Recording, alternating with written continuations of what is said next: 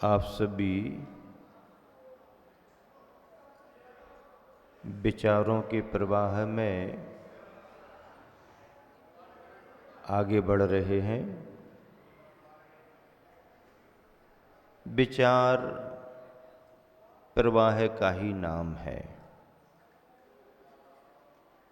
प्रवाह वो होता है जो कहीं रुकता नहीं, किसी के रोकने से भी नहीं रुकता। जल प्रवहमान है, जल आगे ही बढ़ता जाता है। आप कहोगे कि महाराज जी विज्ञान बहुत आगे बढ़ गया, नदियों पर बांध बांधे जाने लगे, पानी को रोका जाने लगा। ठीक है आपका कहना, पानी को आपने रोका है, लेकिन पानी रुका नहीं है। पानी तो आपके रोकने के बाद भी आगे बढ़ ही रहा है। आप कहोगे कैसे? पानी जो बह रहा था उसे आपने रोक दिया।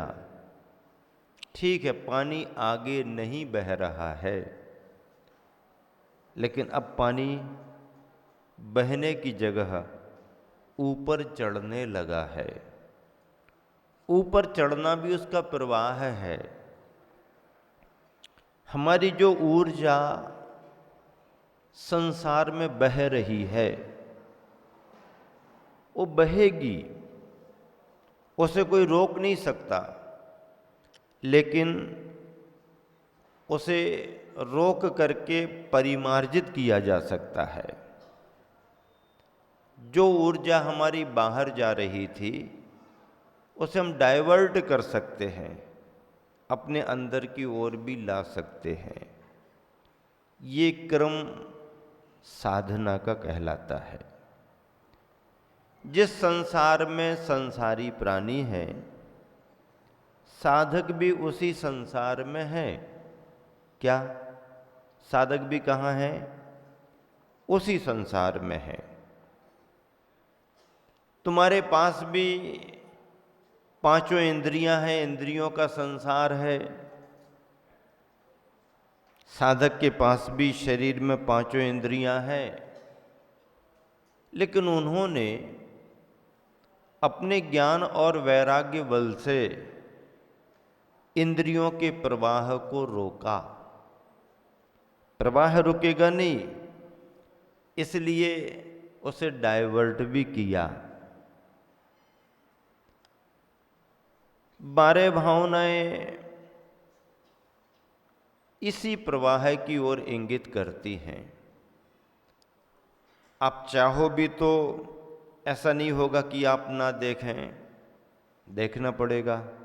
देखने के लिए आंखें मिली हैं। आंखें यदि थोड़ी खराब हो जाएं तो परेशान होने लगता व्यक्ति, और जाने की स्थिति में आ जाए, ना भी जाए और डॉक्टर कह दे कि अब तो जाने ही वाली हैं, तो और ज़्यादा परेशान हो जाए। ठीक ठाक रखता है अपने नेत्रों को, ताकि जो देखने योग्य दुनिया है उसे देखा जा सके। सुनने के लिए भी आपके पास कान है, आप सुनते हैं। सूंघने के लिए, स्पर्श के लिए, गंध के लिए साधन आपके पास हैं। आंखों और कान में थोड़ा सा फर्क है। आंख को थोड़ी ज्यादा सुविधा है, कान को सुविधा नहीं है। आंख के लिए यह सुविधा है कि आप किसी को देखना ना चाहें तो आंख बंद कर सकते हैं। क्या? नहीं देखना तो आंख बंद कर सकते हैं। लेकिन कान के पास ये सुविधा नहीं है कि हम किसी की बात ना सुनना चाहें तो भी कान हमें कुछ ऐसा, इस पर कोई ऐसा इंतजाम नहीं है। आंख में तो है खोल लो बंद कर लो, तुम्हारा दरवाजा, तुम्हारी खिड़की, खिड़की पर पर्दा हटा दो, बंद कर दो। कहीं से कोई आवाज आ रही तो कान पर ऐसा कोई भी आवरण नहीं है कि उसको यूं, वैसे सिस्टम होना चाहिए था, ये सुविधा देनी थी नेचर प्रकृति को, और प्रकृति ये सुविधा देती तो थोड़े से हम शांति सुकून भी महसूस करते कि अब तुम्हारी बात नहीं सुनना, तो विचार आती साथ कान कुछ ऐसा मुड़ जाए जैसे आंख बंद हो जाती है। लेकिन ये प्रकृति ने सुविधा नहीं दी और इसलिए ही शायद दुनिया ज़्यादा परेशान है। और उसमें भी जीभ और कान के संदर्भ में ये कहा गया कि जिह्वा तो एक है और कान दो दो हैं। इसका मतलब क्या है? इसका मतलब ये है कि बोलो कम और सुनो ज़्यादा। होता उल्टा है। क्या उल्टा होता है? हम बोलते ज़्यादा हैं और सुनते कम है। अगर किसी के पास ये क्षमता है कि वो पहले सबकी बात सुने और उसके बाद उसे कहने का विचार आए, तो व्यक्ति बहुत सारी विशेषताओं को लेकर के रहेगा। अक्सर करके प्री प्लान आते हैं, अपनी कैसेट पूरी भरी हुई जो है खाली करते हैं। सामने वाला कह रहा भाई साहब जरा एक बार हमारी बात भी तो सुन लो। नहीं, कुछ नहीं सुनना तुम्हारी बात, मुझे सब मालूम है। सामने वाले को अपनी बात रखने का अवसर भी नहीं दे रहा, उसके मौलिक अधिकार का ये हनन है।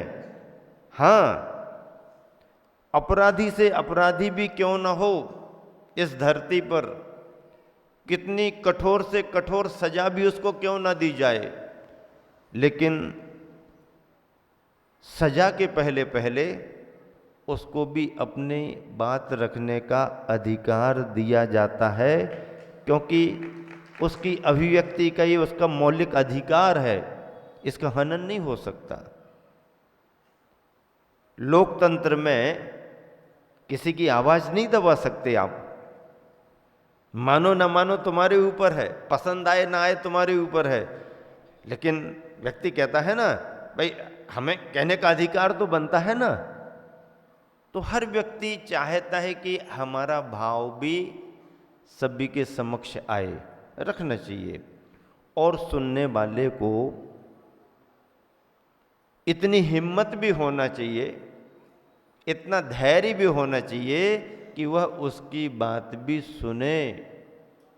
हाँ, ऐसा रहेगा तो ही लोकतंत्र जीवित रहेगा। पक्ष और विपक्ष दोनों उभर करके सामने आएंगे और फिर आम नागरिक तुलनात्मक अध्ययन करेगा कि बराबर है कि नहीं, कुछ कम ज़्यादा है कि नहीं, तराजू से तौलेगा। अपने अपने विचारों को रखने का अधिकार सभी को है, अच्छी बात है। इसीलिए सुनने वाले को भी इस स्वभाव में आना पड़ेगा कि दूसरों की बात भी सुने।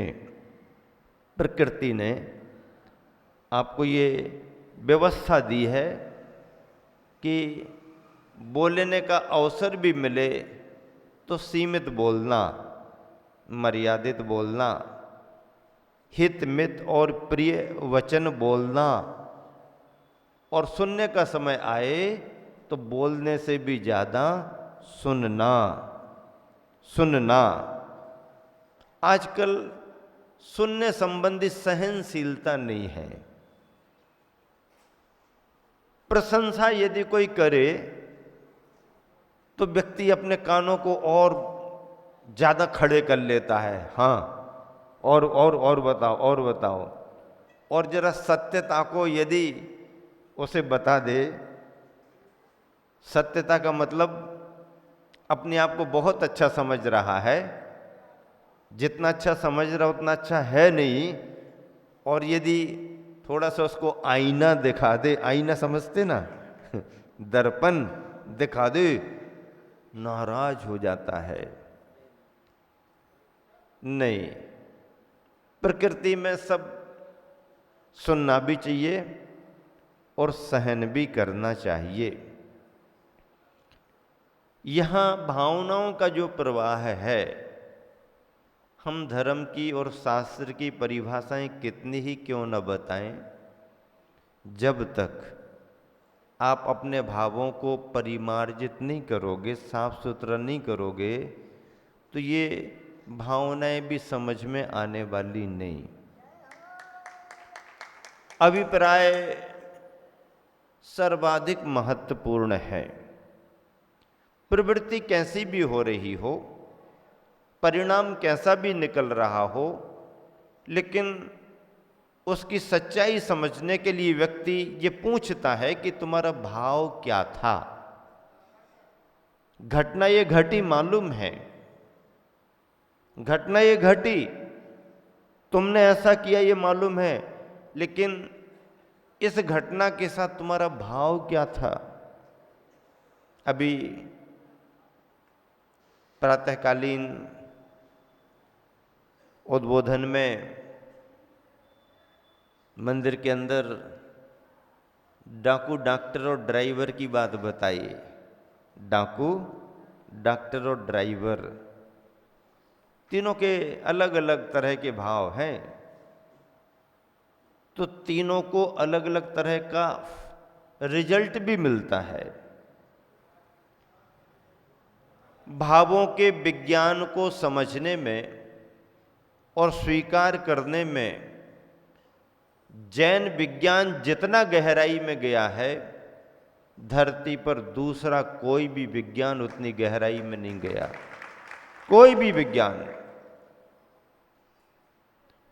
आधुनिक विज्ञान भी उतनी गहराई में नहीं गया, क्योंकि आधुनिक विज्ञान जिस तरीके से आगे बढ़ रहा है और जिसको आधार बना करके आगे बढ़ रहा है, उस आधार में जैन ग्रंथ मूल रूप से समाये हुए हैं।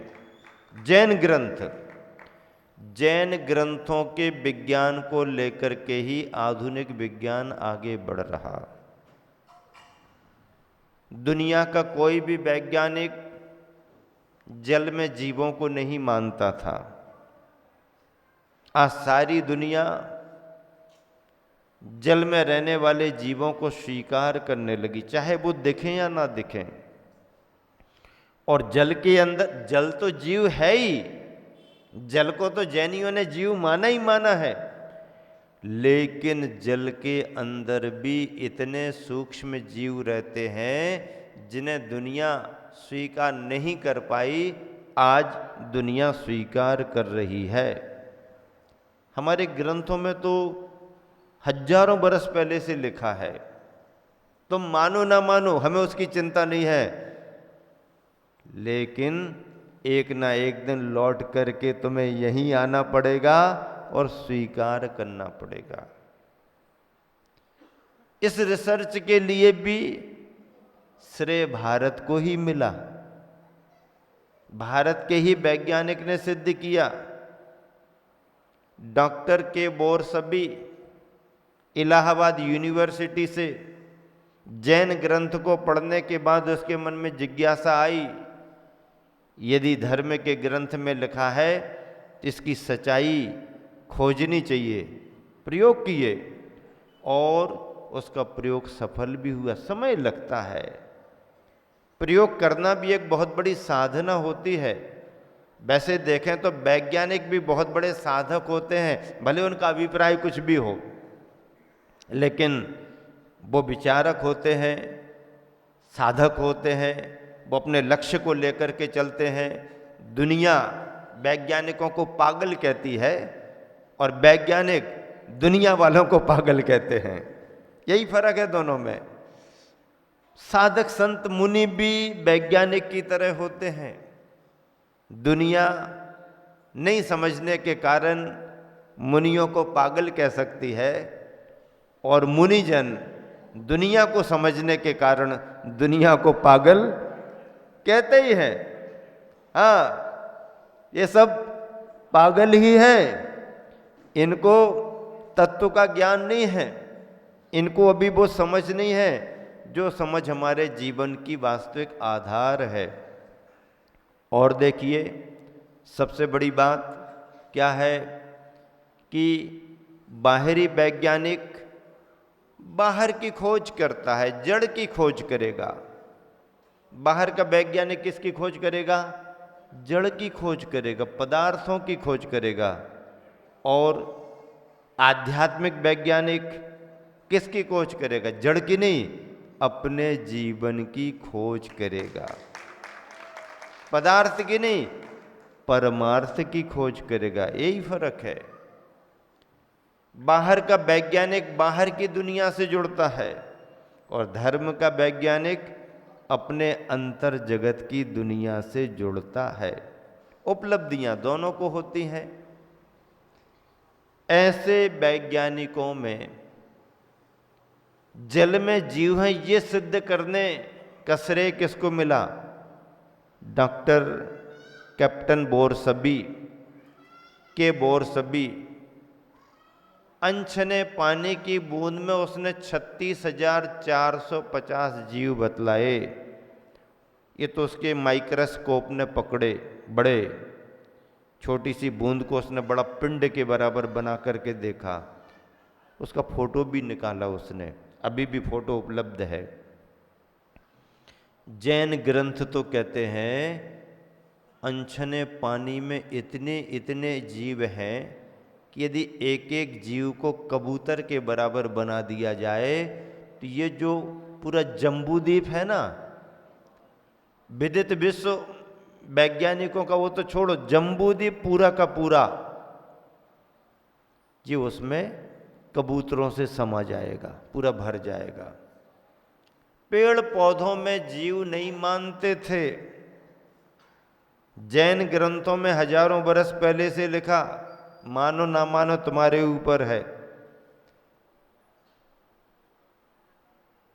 वैज्ञानिक जगदीश चंद्र बसु ने कलकत्ता यूनिवर्सिटी से इस पर शोध किया, बरसों लगे रहे। जैन ग्रंथ में लिखा है, कहीं ना कहीं सत्यता होगी, पीछे ही पड़े रहे, पीछे पड़े रहे। और एक दिन ऐसा आया जब उन्होंने पेड़ पौधों में भी संवेदना होती है, चेतना होती है, वह भी सुख दुख का अनुभव करते हैं, उनमें भी प्राण होते हैं, ये पूरी दुनिया के सामने सिद्ध कर दिया। ऐसे सिद्धांतों को कोई माने या ना माने, लेकिन गलत साबित नहीं कर सकते। यही हमारे धर्म की मौलिकता है और यही सबसे बड़ी दुर्लभता है। क्या दुर्लभता? दुर्लभता किसे कहते हैं? जो सभी को उपलब्ध ना हो, सहज उपलब्ध ना हो, वो दुर्लभता मानी जाती है। ऐसी दुर्लभ सामग्री क्या क्या हो सकती है? विचार करो। बड़े पुण्य के योग से, बड़ी कठिनाई से व्यक्ति को क्या क्या प्राप्त हो सकता है, इस पर विचार करो। धन, कन, कंचन, राज, सुख। अरे सुलभ पे क्यों आ गए? ये बहुत दुर्लभ है, मिलते कहाँ हैं? पहले इन्हें प्राप्त तो करो। धन सुलभ है, ये क्या कह रहे? सुलभ है धन है? बता दो रास्ते कौन से सुलभ हैं? आदमी परेशान हो रहा है, ये कह धन कन कंचन राज सुख सब सुलभ कर जान। कहाँ है सुलभ? है? अरे जो सरकार ने तुम्हें सुविधा दी है सुलभ के नाम पर, वे भी तो दुर्लभ होते जा रहे हैं।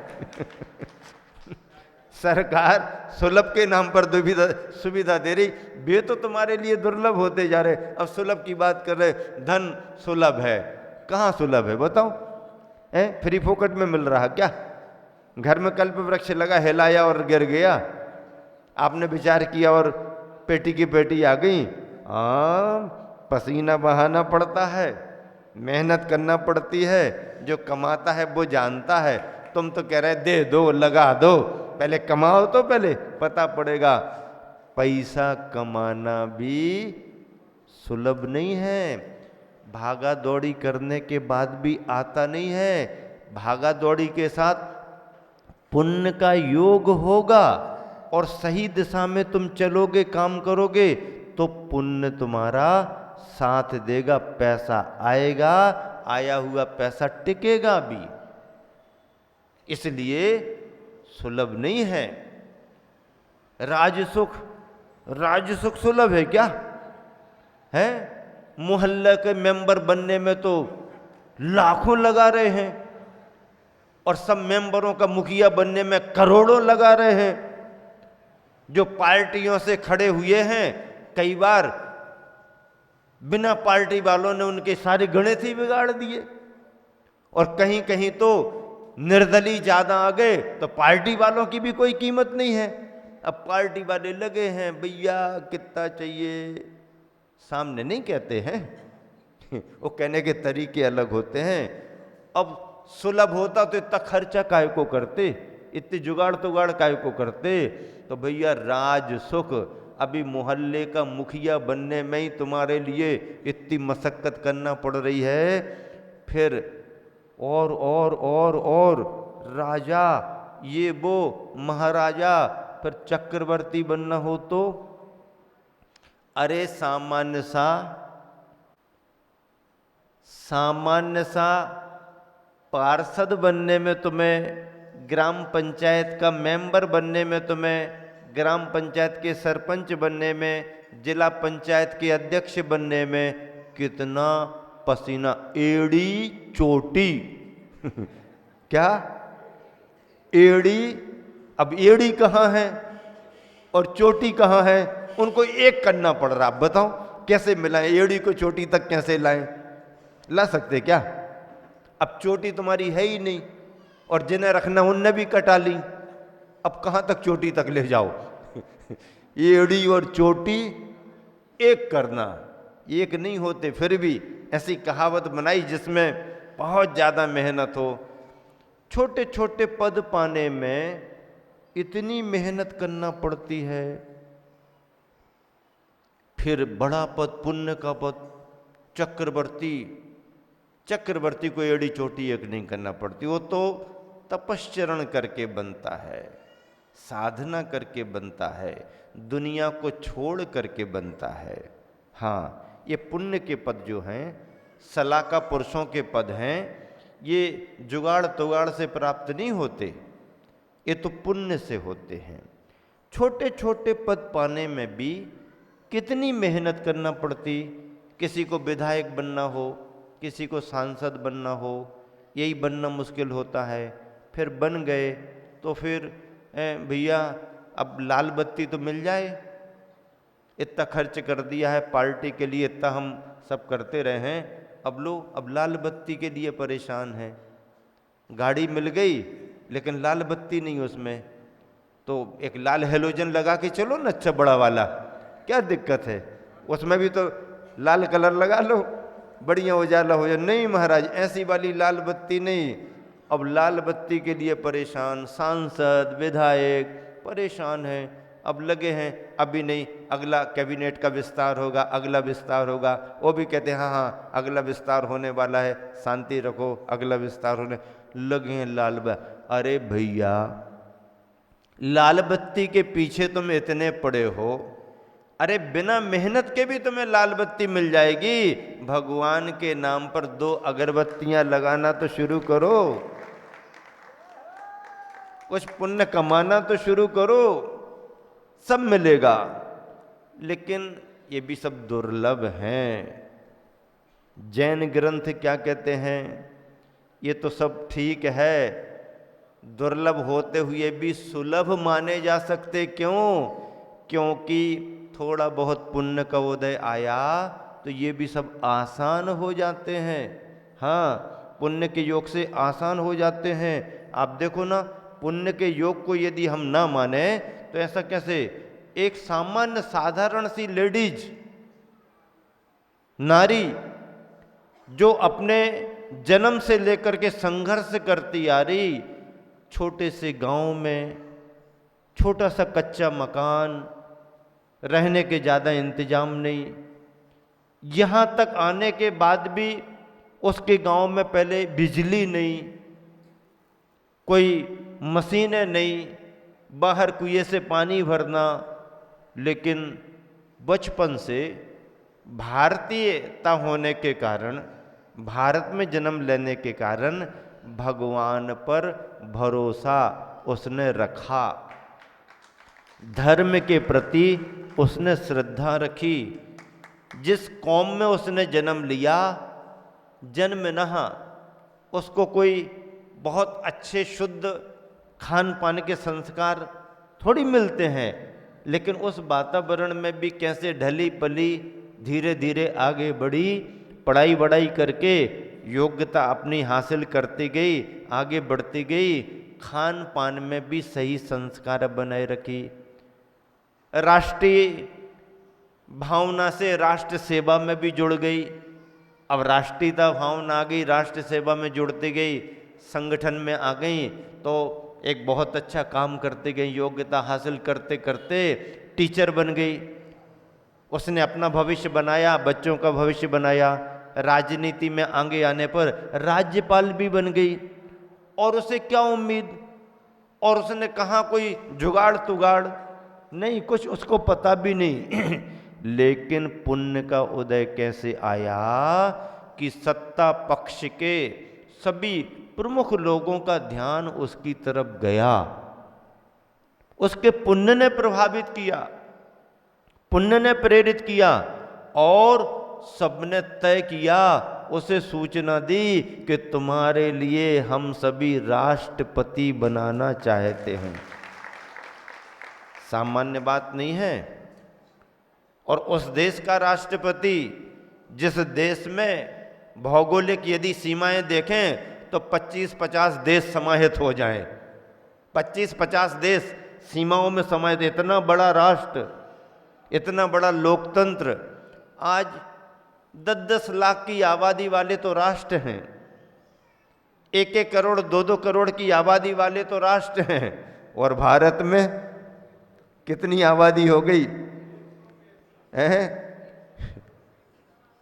135 करोड़, यानी 100 अरब और 1 अरब और 35 करोड़। चाइना की टक्कर में खड़ा हुआ है भारत भी, हम किसी से कम नहीं। चाइना कह रहा हमारे आगे तो बढ़ ही नहीं सकते तुम।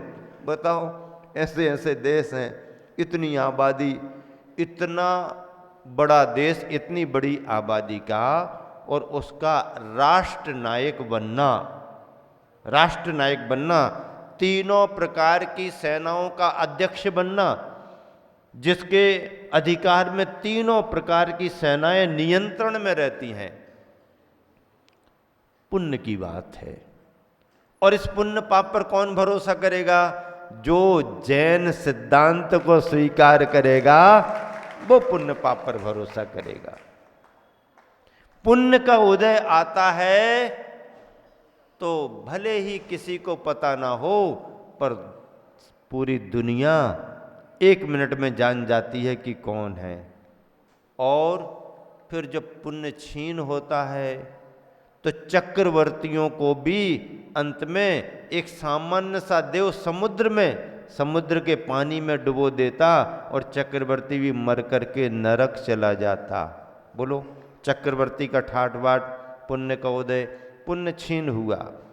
ऐसे पुण्य पाप पर भरोसा रखने वाले कौन हैं?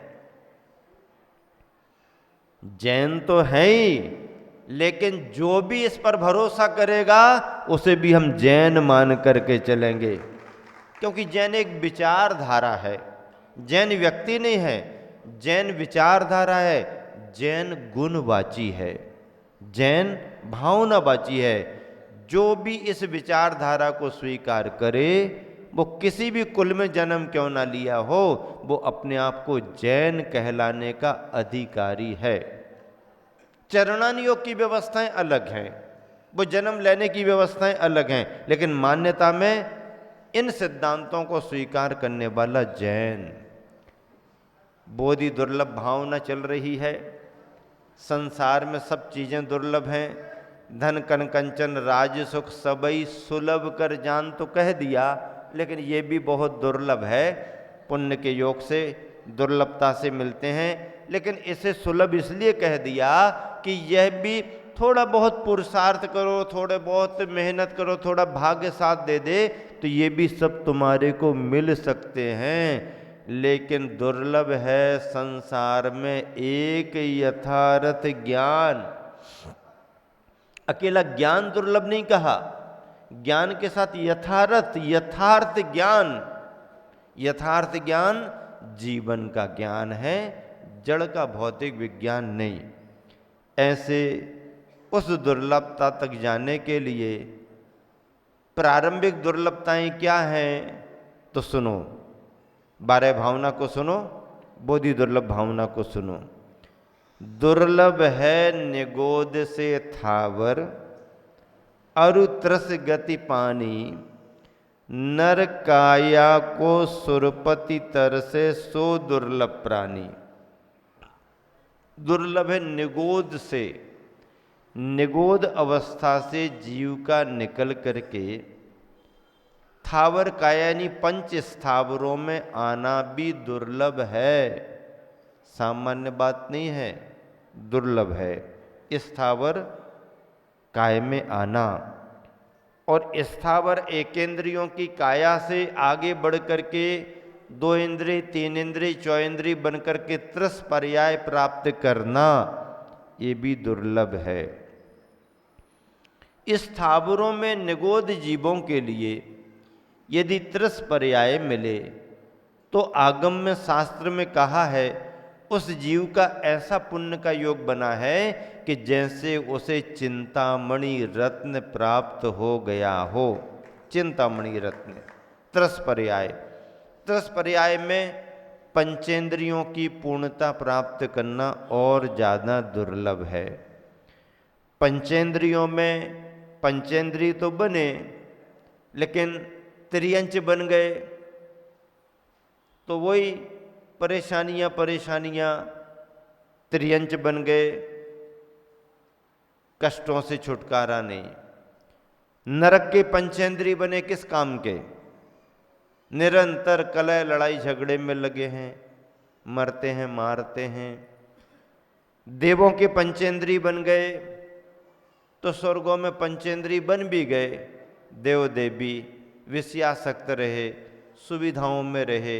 वहाँ पर यदि ज्ञान है, सम्यक दर्शन सम्यक ज्ञान है तब तो ठीक है, और यदि सम्यक दर्शन सम्यक ज्ञान नहीं है तो विषयों को ही बहुत कुछ मान करके जब तक है तब तक ठीक, और जब अंत होने लगता है तो बहुत क्लेश करते हैं, विकल्प होता है, ये सब छूट रहा है क्योंकि ज्ञान नहीं है। तो स्वर्ग भी परमार्थ को साधने वाला नहीं। मनुष्य पर्याय मिली, हाँ मनुष्य पर्याय बहुत अच्छी लिखा ना, नर काया को सुरपति इंद्र भी तरसे सो दुर्लभ प्राणी। दुर्लभ तो है, लेकिन मनुष्य बनने पर भी यदि मिलेच्छ खंड में जन्म हुआ होता तुम्हारा तो मिलेच्छ खंड का मनुष्य भी कुछ नहीं कर सकता। मिलेच्छ खंड में ठीक है नहीं है जन्म, आर्य खंड में जन्म हो गया, आर्य खंड में जन्म हो जाता, हो गया ठीक है, विदेशों में जन्म हो जाता, जहाँ का कल्चर ही नॉन वेज पर टिका हुआ है वहाँ जन्म हो जाता। तुम कहाँ धर्म की और कहाँ दया की बातें करते। समुद्र के से घिरे हुए टापू द्वीप हैं, देश हैं, उनका सारा काम समुद्र के अंदर से ही चलता है, वही खाना वही पीना, ठंडे देश हैं, शराब वाइन के बगैर उनका दिन नहीं चलेगा, उनको गर्म रहने के लिए शराब पीना है, नॉनवेज खाना है, ये करना वो करना। मनुष्य तो बन गए, नर नारी हो गए, लेकिन वो प्रदेश वो देश ऐसा है, वो खंड ऐसा है कि तुम कहाँ क्या करोगे। करना भी चाहोगे तो वातावरण नहीं मिलेगा। मुनि महाराज वहाँ कहाँ हैं, धर्मात्मा महाराज जी अब तो विदेशों में मंदिर वगैरह बनने लगे हैं, बनने तो लगे हैं, लेकिन वो 1% अपने क्षेत्र में रह करके कुछ भी कर ले, लेकिन बहुलता तो उसी वातावरण की है। आर्य खंड में इस तरफ आ गए, चलो भारत में जन्म हो गया, भारत में जन्म होने के बाद भी कितनी जातियां, उपजातियां, प्रजातियां हैं। किसी को श्रद्धा ही नहीं है, किसी को करने की अनुकूलता नहीं है, किसी का पुण्य वैसा नहीं है। तो ये परमार्थ सभी को नहीं मिलता। आपको मनुष्य गति मिली, मनुष्य की पर्याय मिली, आर्यखंड मिला, उत्तम देश आदि आदि। देखो आगे कह रहे ना, उत्तम देश, सुसंगति दुर्लभ, श्रावक कुल पाना, दुर्लभ सम्यक दर्शन, दुर्लभ सम्यक, दुर्लभ संयम, पंचम गुण ठाना। दुर्लभ है, दुर्लभ रत्नत्रय आराधन, दीक्षा का धरना, दुर्लभ मुनिवर के व्रत पालन, शुद्ध भाव करना। सब कठिनाइयाँ बता दी हैं। मनुष्य बन गए तो भी कुछ नहीं, जैन कुल मिला कि नहीं मिला। चलो भैया पुण्य योग से इस कुल में आ गए इस कुल में। अब इस कुल की योग्य बुद्धि हो रही कि नहीं हो रही, जैन कुलाचार से जुड़ रहे कि नहीं जुड़ रहे। यहाँ आने पर भी यदि कुलाचार नहीं लिया तुमने तो जन्म हुआ नहीं हुआ सब बराबर। जैन कुल का कुलाचार बड़े भाग्य से मिलेगा। पानी छान करके पीना, रात्रि भोजन का त्याग करना और नित्य प्रति मंदिर आकर के भगवान का दर्शन करना, ये जैनियों का कुलाचार है। मद्य मधु मांस का संकल्प पूर्वक आजीवन त्याग करना, 5 उदंबर फलों का त्याग करके अष्ट मूल गुणों का संकल्प लेना, धारण करना, ये जैनियों का कुलाचार है। 8 वर्ष और अंतर मुहूर्त का हुआ नहीं कि ये सब दिनचर्या में जुड़ जाना चाहिए। और उसके आगे तो फिर कहना ही क्या है। दुर्लभ सम्यक दर्शन, दुर्लभ संयम, छोटे छोटे नियम ही सही, पहली प्रतिमा दूसरी प्रतिमा ही सही, पंचम गुण स्थान प्राप्त करना और दुर्लभ है। फिर मुनि महाराज बनना, माताजी बनना और दुर्लभ है। फिर रत्नत्रय आया है, उसका निर्दोष पालन करना और ज़्यादा कठिन है। उसका पालन करते हुए परिणामों में भद्रता, परिणामों में विशुद्धता लाना और ज़्यादा दुर्लभ है। और ऐसी साधना करते करते दुर्लभ ते दुर्लभ है, चेतन बोधि ज्ञान पावे, पाकर केवल ज्ञान नहीं फिर इस भव में आवे। कितनी दुर्लभताएं गिना दी।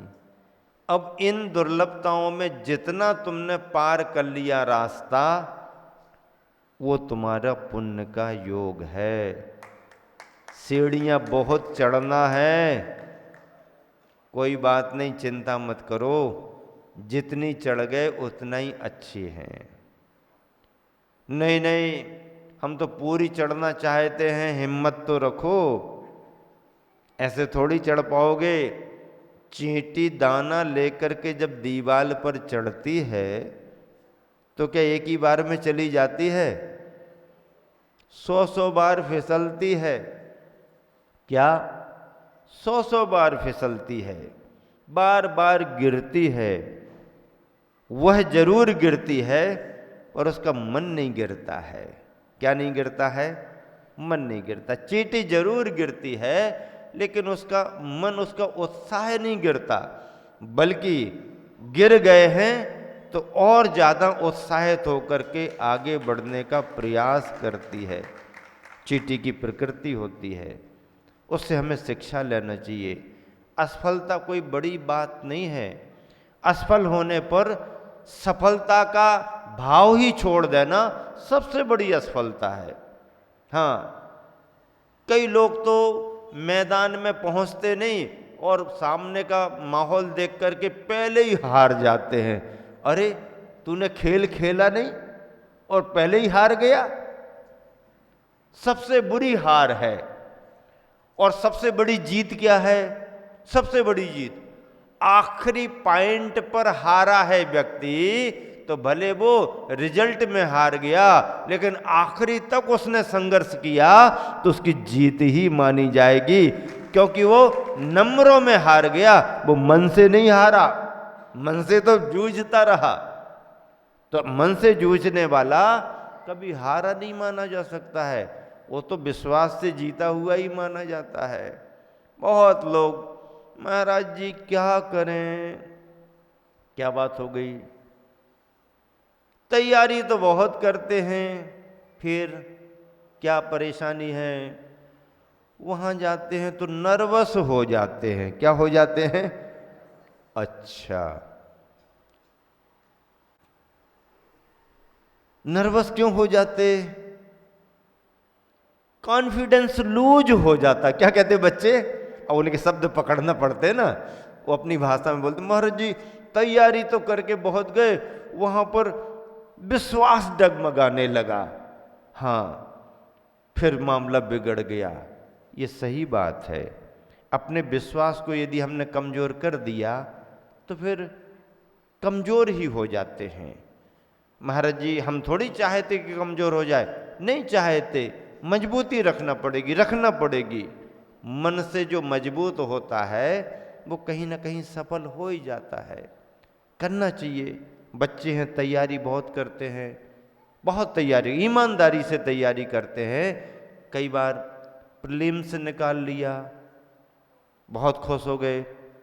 अब घबराहट हो रही, मेंस एग्जाम, अब एक बार दो बार नहीं निकले, फिर मेहनत करके मेंस में निकल गए। महाराज अब इंटरव्यू देना है। हाँ महाराज, अच्छा महाराज तो अच्छा आशीर्वाद देते ही हैं, महाराज वहां गड़बड़ हो जाता है। देखना, इंटरव्यू कुछ भी नहीं है। जो भी समझना चाहे समझ लो, इंटरव्यू कुछ भी नहीं होता है। इंटरव्यू केवल मनोवैज्ञानिक प्रक्रिया है। इंटरव्यू कुछ भी नहीं है। इंटरव्यू तो केवल मनोवैज्ञानिक प्रक्रिया है। जो इंटरव्यू दे रहा है और जो इंटरव्यू ले रहा है, दोनों एक दूसरे पर हावी होना चाहते हैं। दोनों एक दूसरे पर हावी होना चाहते हैं। यदि विद्यार्थी ने अपने मन को थोड़ा भी कमजोर किया तो इंटरव्यू लेने वाला हावी होगा और तुमको कहीं पर फेल करके बाहर कर देगा। और तुम इंटरव्यू देने के पहले ज्यादा से ज्यादा फेल ही तो होंगे, और क्या होगा? टेंशन काहे को लो? क्या करिएगा, क्या बिगाड़ेगा ये? 4 6 बैठे बैठे रहो ना, क्या दिक्कत है? हमारे को क्या दिक्कत होने वाली है? ज्यादा से ज्यादा फेल ही तो करेगा। ऐसे कॉन्फिडेंस से यदि बैठ गया और बहुत शांत भाव से, स्थिरता से यदि सुन करके उत्तर देता है, तो ये इंटरव्यू देने वाला मनोवैज्ञानिक तरीके से उसके मन पर अपना प्रभाव डाल देता है। हाँ, वो तो हावी हो जाओ, जो हावी हो गया। लड़ाई में कौन मजबूत? जिसने पहला दे दिया वो मजबूत। जिसने शुरुआत कर दी वो मजबूत। तुम प्रतीक्षा नहीं करना, ये जब उठाएगा तब हम उठाएंगे, ये जब उठाएगा नहीं। माहौल गर्म हो रहा है और तुमने देख लिया ठीक ठाक है, बढ़िया है, हम दे करके भी भाग सकते हैं, तो पहला देने वाला आधी ताकत तो उसकी खत्म हो जाती। लेकिन मार करके खड़े नहीं रहना।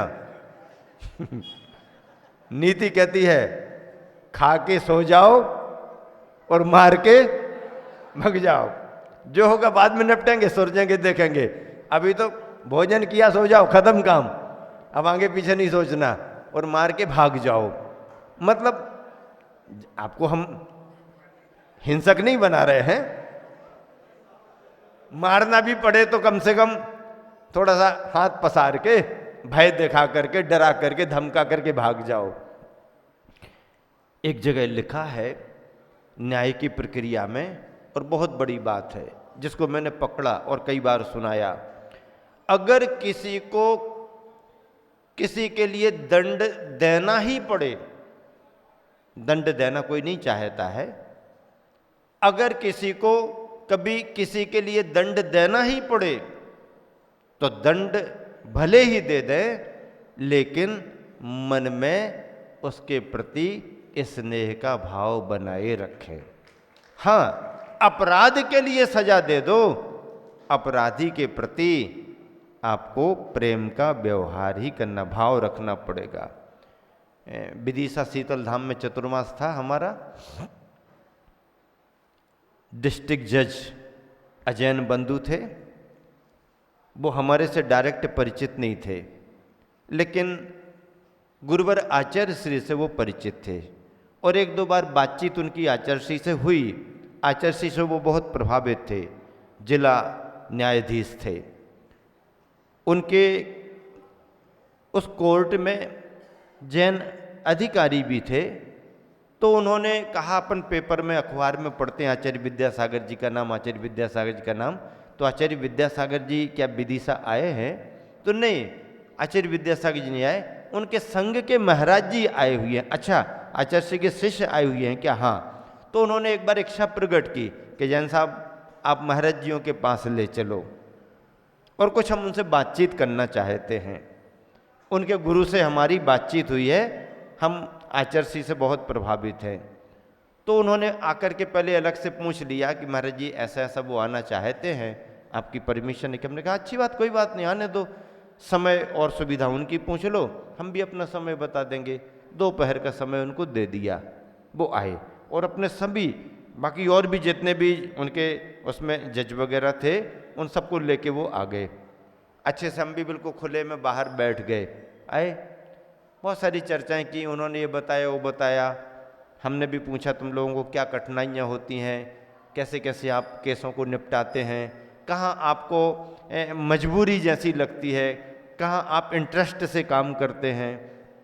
तो उन्होंने कहा महाराज जी, जब किसी अपराधी को सजा देते हैं और सामने वाला या उसका परिवार जब रुदन करने लगता, रोता बिलखता है, तो हम लोगों को भी थोड़ा ऐसा लगता कि अब करें क्या, लेकिन हमें तो न्याय करना है। आज इस अवस्था में आकर के वो रो रहा है, जिस समय अपराध उसने किया उस समय तो जानबूझ करके उसने किया है, तो थोड़ी कठिनाई महसूस होती है। तो निर्णय तो आप लोगों को करना पड़ता है, करना भी चाहिए, न्याय को न्याय के रूप में स्थापित करते रहना चाहिए।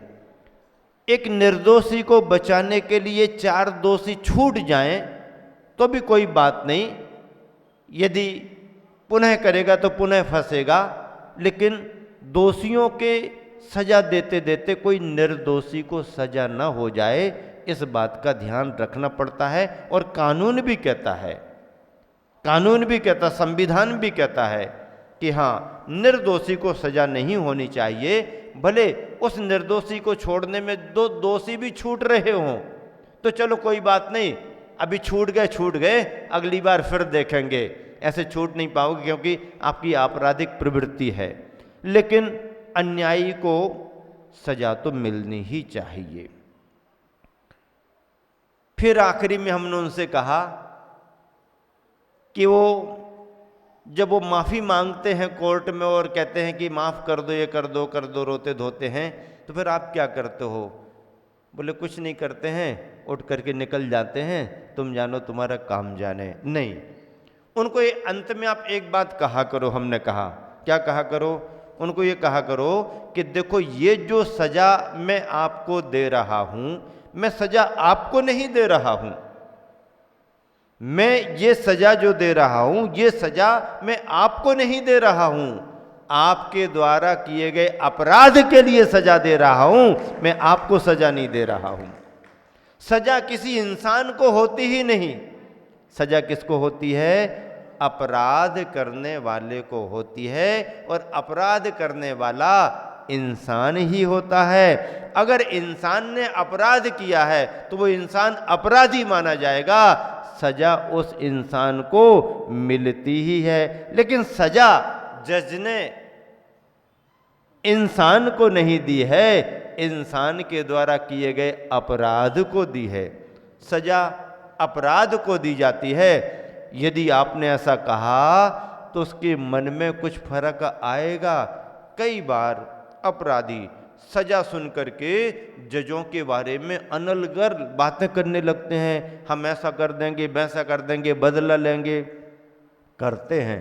लेकिन इन सब पर ध्यान न दे करके जज को न्याय का ध्यान रखना चाहिए और सांत्वना के लिए ये कह देना चाहिए कि भैया आपको सजा नहीं दे रहे हैं, आपने जो अपराध किए हैं उन्हें सजा दी जा रही, अपराधी को सजा मिलती ही है। यही अपराधी यदि सुधर जाए तो एक दिन बहुत बड़ा समाज सेवक बन सकता है, बहुत बड़ा राष्ट्र सेवक बन सकता है, राष्ट्र का नायक भी बन सकता है। अभी देखो अपने गुरुवर आचार्य श्री की कृपा से मध्य प्रदेश और मध्य प्रदेश के बाहर अन्य प्रदेशों में जेल में, कारागृह में कैदियों के लिए हथकरघा खोले जा रहे हैं और सरकार इस बात का समर्थन कर रही है, सहयोग दे रही है कि अपराधी जो सजा प्राप्त हैं वो समय निकाल निकाल करके अपने कार्यों से और हथकरघा चला रहे हैं और उससे कपड़ा बनाने से उनको आमदनी हो रही है। आमदनी वह अपनी घर भेजाने लगे हैं और कुछ जेल कारागृह के प्रबंध के लिए जाने लगी है। आचार्य श्री के भावों को समझ करके मध्य प्रदेश सरकार ने या जेल विभाग का जो प्रमुख होता है सरकार में, उसने ये सुविधाएं प्रदान कर दी हैं कि यदि आचार्य श्री का आशीर्वाद आता है और हथकरघा जेल सेंटर के अंदर खोले जाते हैं तो उनके लिए सरकार थोड़ा सहयोग भी करेगी और स्थान भी उन्हें उपलब्ध कराएगी।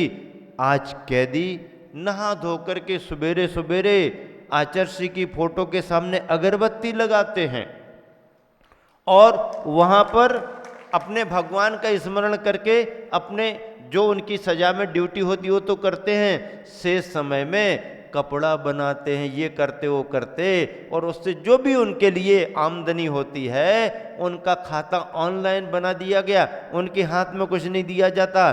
तुम्हारा इतना हुआ, ये देखो तुम्हारे खाते से तुम्हारे घर पहुंच गया। घर परिवार भी संतोष प्राप्त करने लगे कि चलो सुधार के क्रम में आगे बढ़ रहे हैं और आमदनी भी घर परिवार को आने लगी है। ठीक है, उस समय कसाई की तीव्रता रही, उस समय ना समझी रही, अज्ञानता रही, शराब का प्रभाव रहा होगा, नॉनवेज का प्रभाव रहा होगा, भड़काने में आ गया होगा, गलत फहमी हो गई होगी, इसी में तो अपराध होते हैं। लेकिन एक अपराध जिंदगी भर व्यक्ति को अपराधी बनाए रखता है, ऐसा थोड़ी है। जैन विज्ञान तो कहता है आज का अपराधी कल का समाज सुधारक और परसों का संत साधक बन करके एक दिन भगवान भी बन सकता है। आचार्य श्री की कृपा से पूरे देश में यह प्रयोग किया जा रहा है। कैदी राखी बनाते हैं, राखी बनाते। राजस्थान में घाटोल में हमारा चातुर्मास था और कोई एक बड़े प्रशासनिक अधिकारी आए हमारे पास, वो वहीं के थे, अजैन बंधु थे लेकिन घाटोल के थे। मालूम चला महाराज जी वगैरह हैं, समाज एक दूसरे से जुड़ी रहती है, तो आए, बातचीत की, तो बोले महाराज जी हम लोग और क्या करें समाज सेवा के रूप में। हमने कहा कि आप जेल में जा कर के और अधिकारियों से बात करके जो भी अपराधी है उनके लिए राखी बनवाओ, इस बार सबसे कहो राखी बनाओ, और वो राखी बाजार में मार्केट में ला करके रखो आदि आदि। इससे क्या होगा, उनको काम मिलेगा, उनकी सद्भावना बढ़ेगी और लोग भी उनके प्रति नजरिया ठीक रखने लगेंगे। तो उन्होंने वो प्रयोग किया, अधिकारियों को उन्होंने सलाह दी। अधिकारी लोग तो ऐसा चाहते हैं, इसीलिए हम लोग जहाँ कहीं भी विहार करते हैं और कोई स्थान मिलता है तो अधिकारी खुद आते हैं, महाराज जी चलो हमारे यहाँ एक प्रवचन कर दो, थोड़ा सा संबोधन दे दो। इससे क्या होता है, अपराधियों के मन में परिवर्तन आता है और मन का परिवर्तन ही जीवन में क्रांति घटित करता है, उसके जीवन में सुधार लाता है। ये बाहर की सजा तो बंद कर दिया, दंडित कर दिया, इसमें शरीर तुम्हारा नियंत्रित हो जाएगा, मन नियंत्रित हो कोई जरूरी नहीं। लेकिन प्रवचन देशना से, संतों का व्यवहार देख करके मन भी परिवर्तित होता है। इसलिए संत जहां विराजमान होते हैं, आमूल चूल समाज के भावों में परिवर्तन आता है। ऐसे ऐसे कार्य, तो इस तरह से ये सारे अपने जीवन में यदि प्राप्तियां हैं तो बोधि दुर्लभ, बोधि दुर्लभ, बोधि दुर्लभ भावना है, सहज सुलभ सबके लिए नहीं है।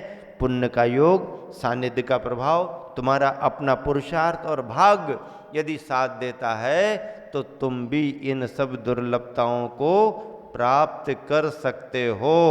बोधि दुर्लभ भावना यही कह रही है कि पुण्य के योग से ही दुर्लभ प्राप्त होती हैं सामग्रियां, और यदि ये शक्तियां सामग्रियां आपको प्राप्त हो गई तो इनका सदुपयोग करो। मन की शक्ति मिली है, उसका सदुपयोग करो। वचन की शक्ति मिली है, उसका सदुपयोग करो। शरीर की शक्ति मिली है, उसका सदुपयोग करो। सज्जन इनका सदुपयोग करता है और दुर्जन, दुरात्मा इनका दुरुपयोग करता है। हाँ, नीतिकारों ने लिखा है कि सज्जन इनका सदुपयोग करेगा। धन प्राप्त हुआ किसी भव्यात्मा धर्मात्मा के लिए तो वह दान पुण्य में लगाएगा, अहंकार में नहीं आएगा। ज्ञान मिला है तो वह समझने समझाने में उसका उपयोग करेगा, विवाद बढ़ाने में अपने ज्ञान का उपयोग नहीं करेगा। शक्ति मिली है, दूसरों को सताना, कष्ट देना, परेशान करना नहीं, दूसरों की सेवा करने में लगाएगा। ज्ञान के लिए विद्या विवाद का भी कारण बनती है और समाधान का भी कारण बनती है। विद्या यानी ज्ञान। विद्या विवादाय धनम मदाय शक्ति परेशान पर पीड़नाय। लेकिन किसके? खलस्य, जो खल है, दुष्ट है, दुर्जन है, यदि उसके लिए विद्या प्राप्त हो गई तो वो विवाद बढ़ाएगा। धन प्राप्त हो गया तो वो अहंकार करेगा, मद करेगा, दूसरों को नीचे दिखाएगा। और शक्ति मिल गई तो कमजोर को सताएगा, परेशान करेगा। खलस्य दुर्जन दुष्टात्मा। लेकिन साधु विपरीत में तत्, सज्जन पुरुष धर्मात्मा इससे उल्टा व्यवहार करता है। क्या? यदि विद्या मिली है तो ज्ञान आयो, ज्ञान की प्रभावना में उसका उपयोग करता है। धन मिला है तो दानायो, दान पुण्य में लगाएगा। और शक्ति मिली है जो रक्षणायो, दूसरों की रक्षा करने में अपनी शक्ति का उपयोग करता है।